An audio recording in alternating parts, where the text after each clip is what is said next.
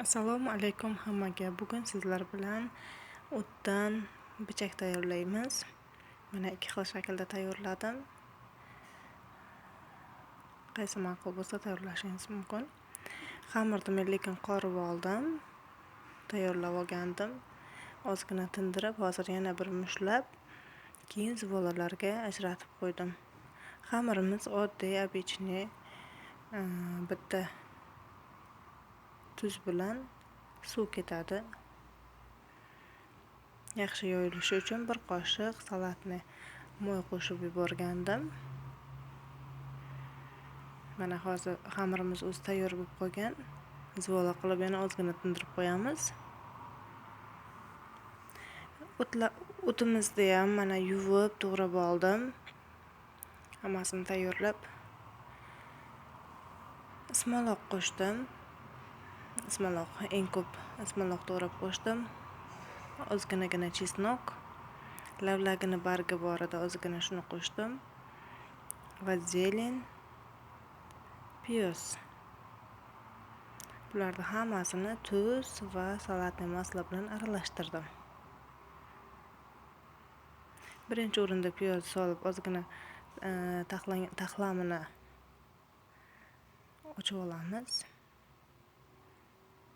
Keyin hammasini solib,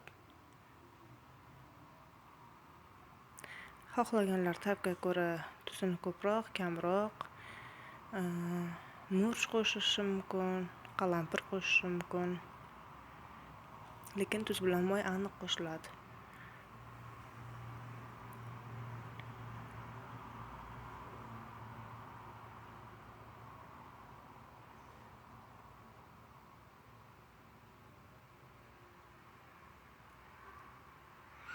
Mana hammasini aralashtirib oldim. Charchaq yo'q ekan, charchaq ham aralashtirsa juda ham shirin chiqadi.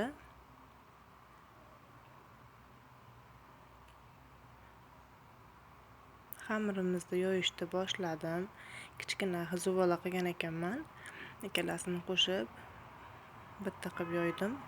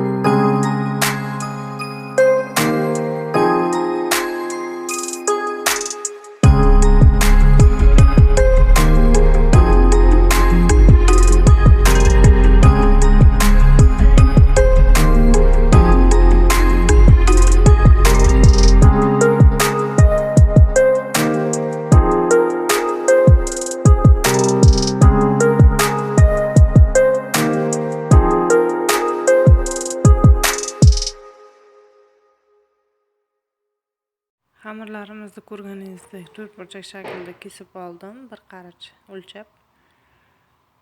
To'rtta tomoni ham bir xil. Hammasini yoyib olib, bo'kib chiqamiz. Bir qoshiqdan ichidagi masalliqlarimizni soldim.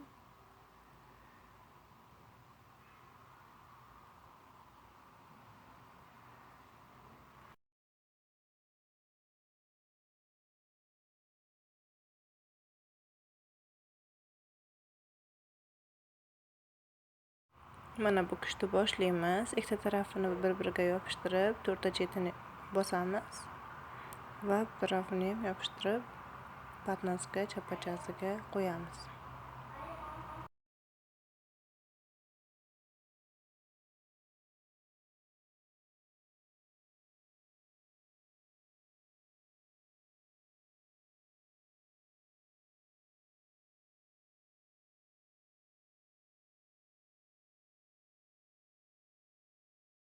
Patnosga un sepib, pichoqlarimizni joylashtirdim va vilka yoki birorta uchli narsa bilan teshib chiqamiz. Mana pishib chiqdi. Pishib chiqqan pichoqlarimizni issiq payti temirli yoki mana bunaqa sirli narsaga men shidrolyatda ishlatdim. Sari yog' bilan yog'lab 5 minut ustini yopib qo'yamiz. Yumshoq bo'lib tayyor bo'ladi. Mana shunday shaklda faqat ustiga sepamiz, o'zi erib ketadi. Mana pichoqlarimiz ham tayyor. Bu uncha turmadi.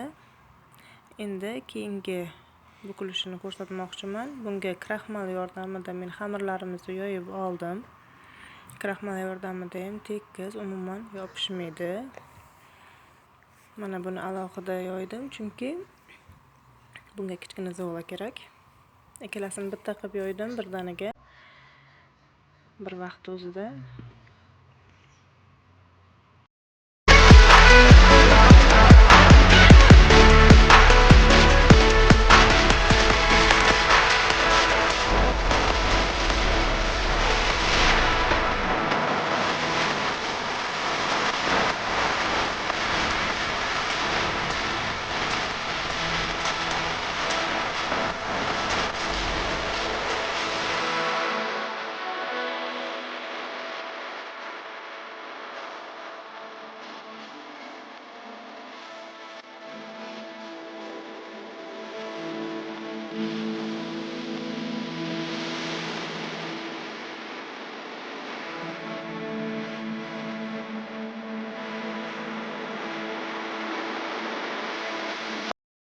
Mana yoyib bo'lganimizdan keyin bittasini olib qo'yamiz.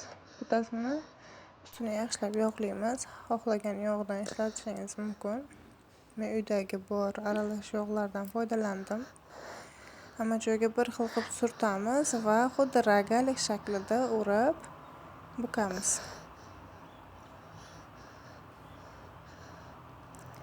Bu safar uncha ko'nglimdagidek chiqmadi. Shunda ham mana qilib ko'rsatdim. Xuddi ragalik shaklida o'rab bukib olamiz.